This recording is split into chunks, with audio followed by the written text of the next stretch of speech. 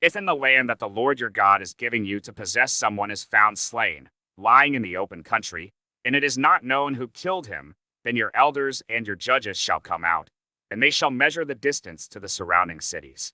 And the elders of the city that is nearest to the slain man shall take a heifer that has never been worked, and that has not pulled in a yoke.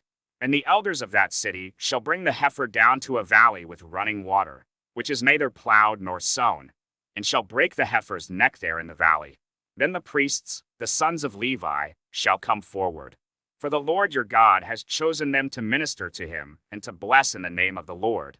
And by their word every dispute and every assault shall be settled.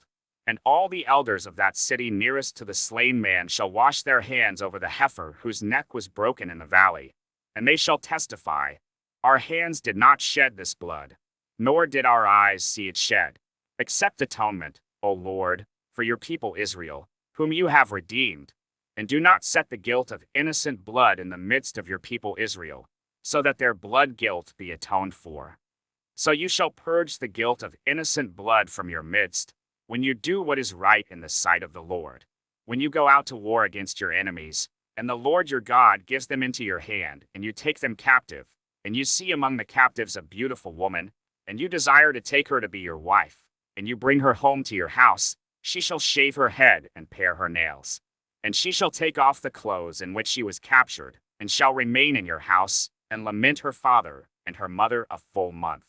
After that you may go into her, and be her husband, and she shall be your wife. But if you no longer delight in her, you shall let her go where she wants. But you shall not sell her for money, nor shall you treat her as a slave, since you have humiliated her.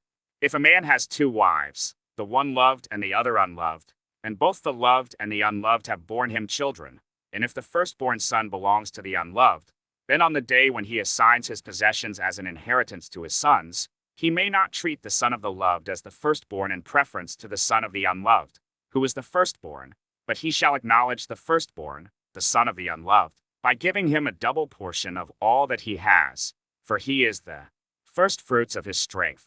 The right of the firstborn is his. If a man has a stubborn and rebellious son who will not obey the voice of his father or the voice of his mother, and, though they discipline him, will not listen to them, then his father and his mother shall take hold of him and bring him out to the elders of his city at the gate of the place where he lives, and they shall say to the elders of his city, This our son is stubborn and rebellious. He will not obey our voice. He is a glutton and a drunkard. Then all the men of the city shall stone him to death with stones.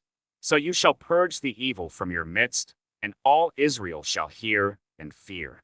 And if a man has committed a crime punishable by death, and he is put to death, and you hang him on a tree, his body shall not remain all night on the tree, but you shall bury him the same day, for a hanged man is cursed by God.